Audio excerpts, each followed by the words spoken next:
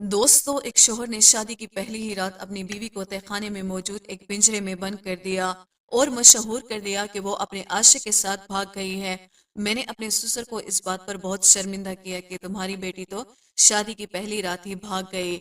मैं जब भी उसे खाना देने के लिए तहखाने में जाता तो मुझे इस बात से हैरत होती कि उसके पैरों पर गीली मिट्टी लगी होती थी, जबकि उस तहखाने से बाहर जाने का कोई भी रास्ता नहीं था।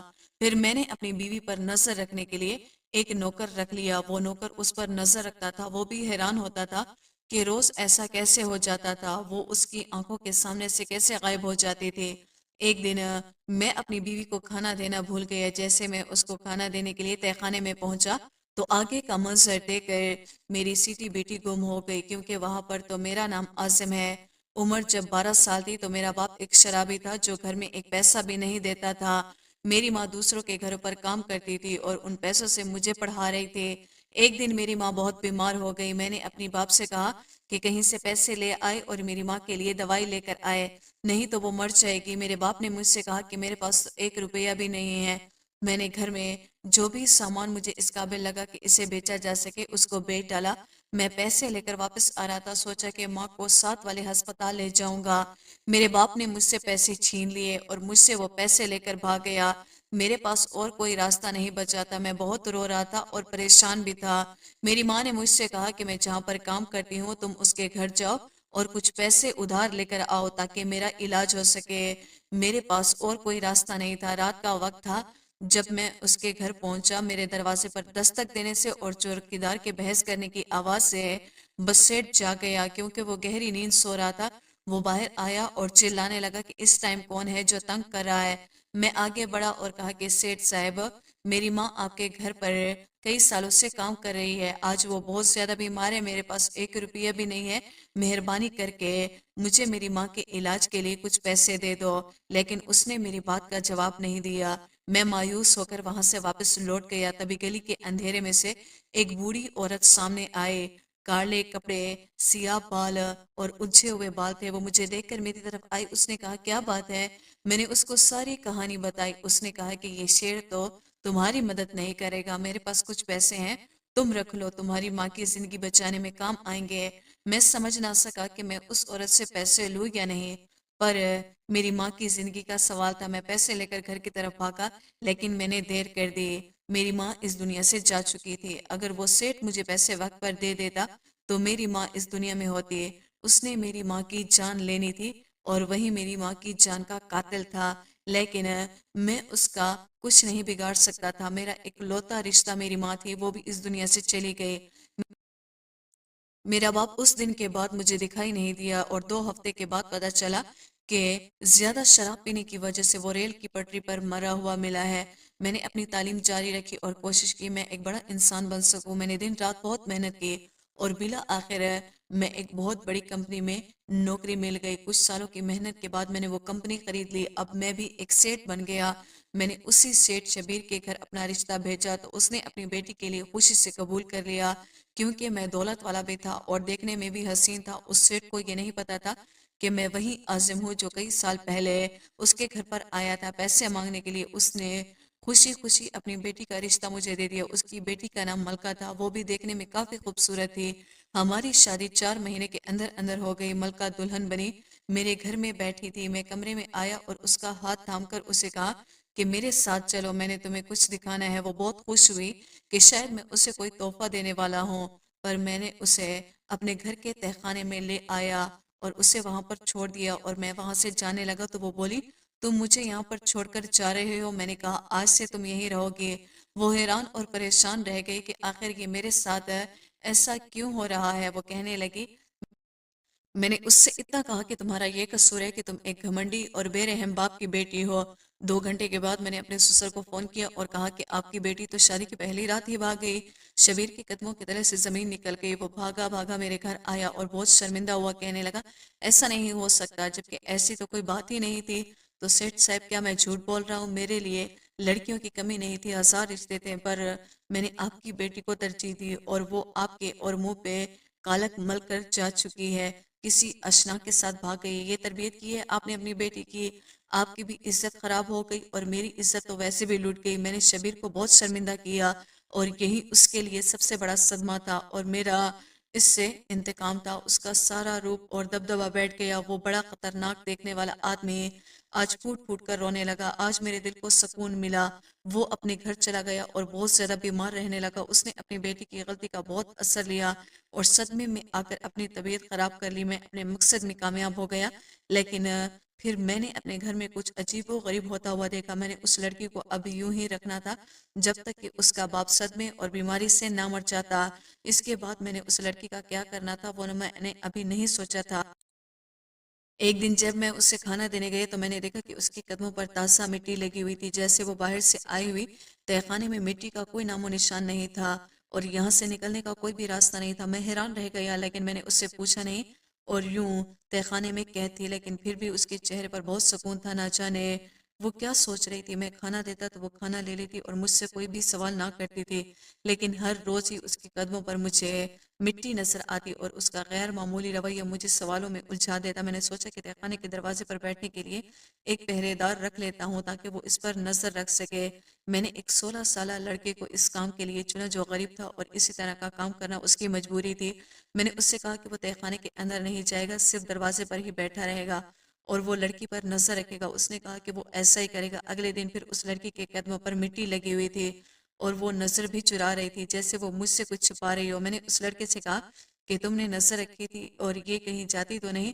تو اس نے کہا کہ میں تو پوری رات سویا بھی نہیں ہوں مالک، میں اس کو دیکھتا ہی رہا ہوں کہ اپنی جگہ سے ہلی بھی نہیں، پھر اس کے قدموں پر تازہ مٹی کیسے لگ جاتی ہے؟ تو میں نے کہا کہ وہ کیا چڑیل ہے یا جن ہے یا خود ہی کمرے سے باہر نکل جاتی ہے؟ میں نے کہا ٹھیک سے کام کیا کرو، یہ سب تمہاری غلطی ہے۔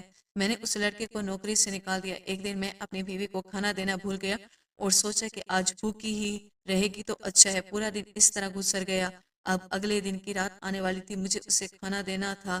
اگر وہ نہ دیتا تو وہ مر جاتی، تو میرے ذمے اس کی موت لگ جانی تھی۔ میں نے کھانا لیا اور جیسے ہی میں تہخانے میں قدم رکھا تو میرے جیسے ہی روح فنا ہو گئی۔ اس کھانے میں مجھے ایک سایہ نظر آیا، جیسے کوئی شخص تھا جس سے میری بیوی باتیں کر رہی تھی۔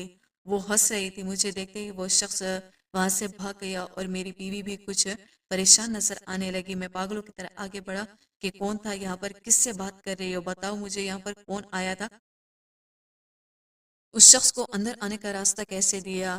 جیسے تم یہاں سے باہر جاتی ہو سب کچھ بتاؤ مجھ سے جھوٹ مت بولنا، میں سب جاننا چاہتا ہوں۔ میرا اتنا کہنا تھا کہ میں غصے میں تھا، پر میری بیوی اچانک ہنسنے لگی۔ میں مزید حیران ہو گیا کہ آخر یہ لڑکی کیا چاہتی ہے اور ایسے موقع پر کیوں ہنس رہی ہے۔ وہ کہنے لگی میں تمہیں سچ تبھی بتاؤں گی جب تم مجھے اس جگہ سے نکالو اور میرے باپ سے بھی یہ بات کہو گے کہ میں بھاگی نہیں ہوں بلکہ تم نے مجھے یہاں پر قید کر دیا ہے۔ اس کی بات سن کے میں حیران رہ گئے اور کہنے لگا اچھا تو تم اپنے باپ کی زندگی بچانا چاہتی ہو، پر میں تمہیں یہاں سے تب تک نہیں نکالوں گا جب تک تمہارا باپ مر نہیں چاہتا۔ تم یہاں سے باہر نہیں جاؤ گی اور کسی کو یہاں بلاؤ، مجھے کوئی فرق نہیں پڑتا۔ دراصل مجھے فرق پڑتا تھا کیونکہ میں نہیں چاہتا تھا کہ میری بیوی کسی اور کے ساتھ تعلق رکھے۔ وہ جیسی بھی تھی میری بیوی تھی اور میرے دماغ میں یہی تھا کہ اس کے باپ کے مر جانے کے بعد میں اسے یہاں سے نکالوں اور اپنے ساتھ ہی رکھوں گا۔ میرا اس لڑکی پر اور کوئی ظلم کرنے کا ارادہ نہیں تھا۔ میری دشمنی اس کے باپ کے ساتھ ہی، اس کے ساتھ نہیں۔ لیکن یہ کوئی عام لڑکی نہیں تھی۔ یہ پہلے دن سے ہی نہ تو ڈری تھی اور نہ ہی پریشان ہوئی تھی۔ مجھے تو سمجھ نہیں آ رہا تھا کہ آخر یہ کیا چاہتی ہے اور وہ شخص کون تھا جو مجھے دیکھ کر یہاں سے غائب ہو گیا، اور غائب ہوا تو کیسے؟ یہ گھر تو میں نے خود خریدا تھا اور یہ دیکھ کر خریدا تھا کہ اس میں ایک خانہ بھی تھا۔ یہ گھر پرانے زمانے کا ضرور تھا لیکن بہت ہی اچھی حالت میں تھا اور تہخانے میں کوئی مٹی نہیں ہوتی تھی، جبکہ لڑکی کے قدموں پر روز مٹی لگی ہوئی ہوتی تھی۔ میں اپنے کمرے میں آ گیا اور مجھے کال آئی میرے سسر کی حالت بہت غیر ہو گئی ہے، وہ ہسپتال میں ہے۔ میں وہاں پہنچ گیا، اپنے سسر کو دیکھ کر جیسے میرے دل کو سکون مل گیا۔ میں ہسپتال گیا تو میرے سسر ICU میں تھے اور ڈاکٹر کا کہنا تھا کہ ان کے پاس وقت بہت کم ہے۔ میں ان کے پاس جا کر بیٹھ گیا اور وہ میرا ہاتھ تھام کر مجھے کچھ بتانے لگا۔ انہوں نے مجھے ایک ایسی بات بتائی کہ میرے قدموں کی طرح سے زمین نکل گئی۔ انہوں نے کہا کہ میری بیوی کو شادی کے 8 سال بعد بھی اولاد نہیں ہو رہی تھی۔ دن رات وہ بہت پریشان رہتی تھی، روتی رہتی تھی۔ میرے پاس بہت دولت تھی لیکن میں اپنی دولت سے اس کے آنسو صاف نہیں کر پا رہا تھا، پر ہم خاندان پر دباؤ تھا۔ میرے ماں باپ تو میری شادی کروانا چاہتے تھے لیکن میں اپنی بیوی سے بہت ہی محبت کرتا تھا۔ ایک دن میں آفس سے گھر آیا تو میں یہ دیکھ کر حیران رہ گئی کہ میری بیوی کی گود میں ایک پیاری سی بچی تھی۔ میں فوراً سے پوچھا کہ یہ کہاں سے آئی، تو وہ کہنے لگی یہ مجھے قریب کے پارک میں ملی ہے، اب یہ ہماری بیٹی ہے۔ میں نے اسے کہا کہ یہ کسی اور کی بیٹی ہے اور جس کی بھی ہے اسے تلاش کر کے رہو، اور ہم پولیس کو خبر کرتے ہیں اور بچے کی گمشدہ کی رپورٹ کرواتے ہیں، کوئی اسے اٹھا کر لے جائے گا۔ میرا اتنا کہنا تھا کہ میری بیوی بے ہوش ہو گئی اور ڈاکٹر کے پاس لے گیا تو انہوں نے کہا کہ اس کو کوئی صدمہ نہ دے۔ میں مجبور ہو گیا کہ ہم نے اس بچی کو اپنی بیٹی بنا لیا اور ہم اسے پالنے لگے۔ جب سے وہ بچی ہمارے گھر میں آئی تھی، ہمارے گھر میں کچھ عجیب و غریب واقع ہو رہے تھے۔ وہ بچی ضرورت سے زیادہ سمجھدار تھی، وہ بہت کم عمر میں بہت بڑی بڑی باتیں کرتی تھی۔ میری بیوی اس دنیا سے جب گئی تھی تو اس بچی کی عمر 12 سال تھی۔ میں آج تک یہ نہیں سمجھ پایا تھا کہ میری بیوی کو کیا ہوا تھا۔ وہ اچانک ہی اپنے کمرے میں مردہ حالت میں ملی تھی، جبکہ رات کو اپنے کمرے میں اچھی بھلی سوئی تھی۔ میں نے اپنی بیٹی کو ایک بوڑھی عورت کے ساتھ دیکھا، وہ مجھے دیکھتے ہی وہ بوڑھی عورت وہاں سے بھاگ گئی۔ میں نے اپنی بیٹی کو کئی دفعہ اس بوڑھی عورت کے ساتھ دیکھا ہے، وہ بہت بوڑھی ہے اور ہر ٹائم کالے کپڑے پہن کر رکھتی ہے۔ میں نے اس لڑکی کی پرورش اپنی بیٹی کی طرح کی ہے، میں نے اسے بہت پیار سے پالا ہے۔ تمہارا رشتہ اس کے لیے آنے والا پہلا رشتہ تھا، اس لیے میں نے بہت جلد یہ رشتہ کر دیا۔ وہ کہاں بھاگ گئی یہ ہم نہیں جانتے، بھاگنے کا تعلق ضرور اس عورت کے ساتھ ہے۔ مجھے تو لگتا ہے کہ وہ بھاگ کر اسی کے پاس گئی ہے۔ تم اس عورت کو تلاش کرو، شاید تمہیں میری بیٹی بھی مل جائے۔ میرے سسر نے اتنا کہہ کر اس دنیا سے چلے گئے۔ میں ہسپتال سے باہر آیا تو میں نے ایک بار پھر سے اس بوڑھی عورت کو دیکھا۔ اس عورت کو پہلی بار میں نے تب دیکھا تھا جب میں اس سیٹ سے مدد مانگنے گیا اور مجھے کچھ پیسے دے دے تاکہ میری ماں کا علاج ہو سکے۔ تب اس عورت نے میری مدد کی تھی اور آج ہسپتال کی لابی میں کھڑی مجھے دیکھ رہی تھی۔ میرے دل میں آئے کہ میں جا کر اس کا شکریہ ادا کروں، چاہے میری ماں اس دنیا میں ہے یا نہیں۔ مدد تو اس نے میری کی تھی اور وہ میری محسن تھی اور ان کا مجھ پر بہت بڑا احسان تھا۔ میں ان کے قریب گیا اور ان سے کہنے لگا آپ اتنے عرصے کے بعد یہاں کیا کر رہی ہیں؟ آپ نے مجھے پہچانا؟ میں وہی عازم ہوں جس کو آپ نے آج سے کئی سال پہلے پیسے دیے تھے میری ماں کے علاج کے لیے، مگر میری ماں تو اس دنیا میں نہیں رہی۔ اور مجھ سے وہ کہنے لگی کوئی بات نہیں، شکریہ ادا کرنے والی ایسی کوئی بات نہیں ہے، یہ تو میرا فرض تھا۔ پھر اچانک وہ ہنسنے لگے اور کہنے لگے تمہیں زیادہ تنگ تو نہیں کرتی؟ میں حیران اور پریشان رہ گیا، میرے اوپر تو جیسے آسمان ٹوٹ پڑا۔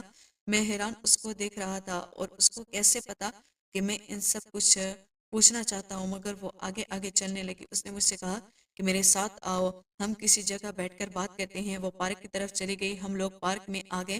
رات کا وقت تھا، اس کے پاس کوئی نہیں تھا اور اس کے بعد اس عورت نے مجھے بتایا، وہ سن کر تو میرے پیروں تلے سے زمین نکل گئی۔ وہ بوڑھی عورت کہنے لگی میں ہی اس لڑکی کی ماں ہوں، میں ہی اس کو سیٹ کی دہلیز پر چھوڑ کر گئی تھی۔ میں ایک نہایت ہی غریب عورت تھی، میرے پاس اسے پالنے کے لیے 1 روپیہ بھی نہیں تھا۔ جب میں پیٹ سے تھی تو میرے شوہر کا انتقال ہو گیا اور میرے سسرال والوں نے مجھے گھر سے نکال دیا، یہ کہہ کر کہ اب میرا اس گھر میں کوئی کام نہیں ہے۔ میرا مائکہ بھی نہیں تھا کیونکہ میرے ماں باپ کا بھی انتقال ہو چکا تھا اور میرا کوئی دوسرا بہن بھائی بھی نہیں تھا۔ میں پریشان اس حال سیٹ کے پاس آئی، اس نے بھی میری مدد نہ کی۔ میں ایک جھوپڑی میں رہنے لگی، میں کچھ لوگوں کے گھروں میں کام کرتی اور کچھ پیسے ملتے، اس میں سے اپنا گزر و بسر کر رہی تھی۔ پھر میری بیٹی کی پیدائش ہوئی، اب اس کو پالنے کے لیے میرے پاس 1 روپیہ بھی نہیں تھا۔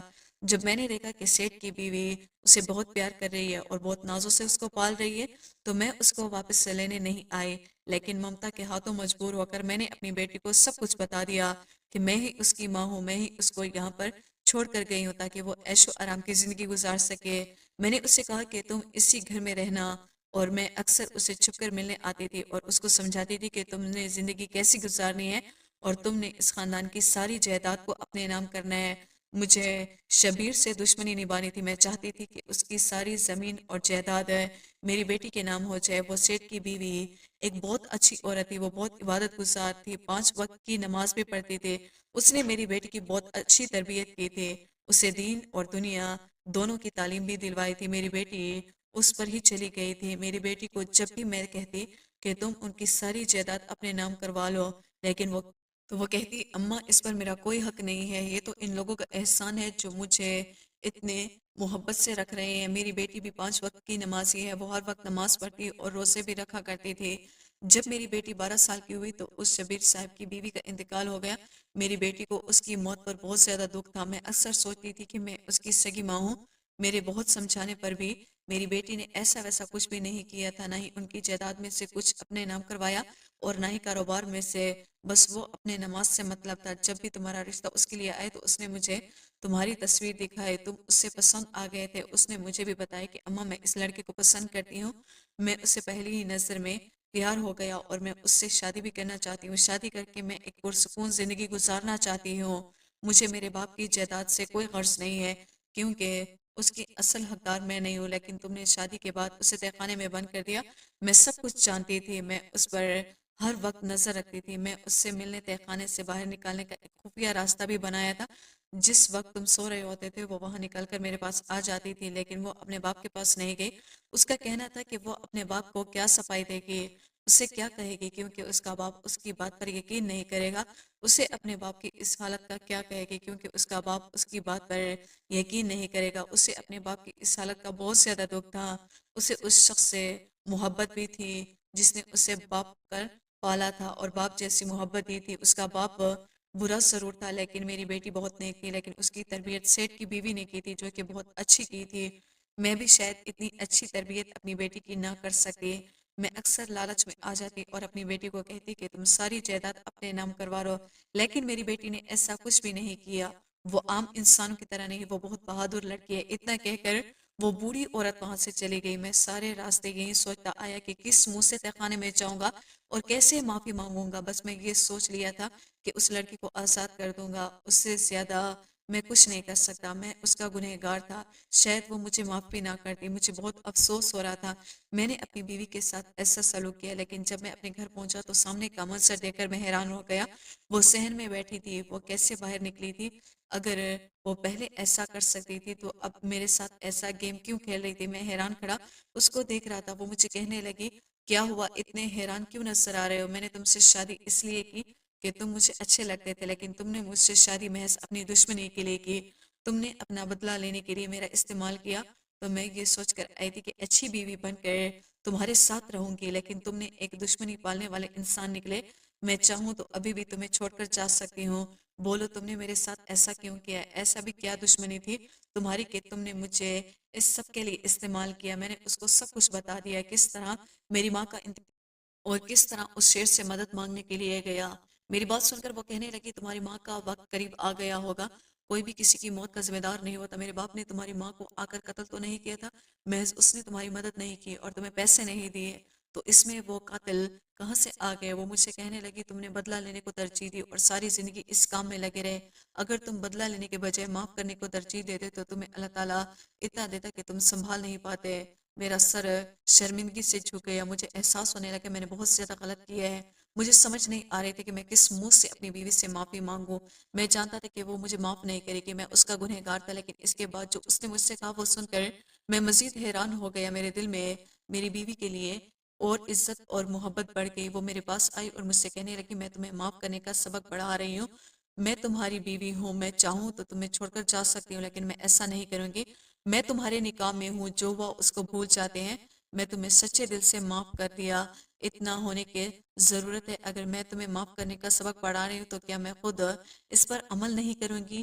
میں نے تمہیں معاف کیا، لیکن تم اپنے دل سے ساری نفرت اور دشمنی نکالنی ہوگی۔ میری آنکھیں بھر آئی، میں سوچ بھی نہیں سکتا تھا کہ معاف کرنا اتنا آسان ہوتا ہے۔ میں اللہ تعالیٰ کا جتنا شکر ادا کرتا اتنا کم تھا، جس نے مجھے ملکہ جیسی بیوی عطا کی، جس کے آنے کے ساتھ ہی میری آنکھیں کھول دی۔ مجھے اتنا انصاف اللہ تعالیٰ پر چھوڑ دینا چاہیے۔ میری ماں کو اس نے قتل نہیں کیا تھا، یہ بات تو میری بیوی بالکل صحیح کہہ رہی تھی، بس اس نے میری مدد نہیں کی تھی۔